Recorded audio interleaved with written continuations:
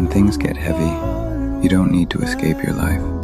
You just need to find your place that brings you back to yourself, where silence feels like medicine, and nature remembers who you are even when you forget.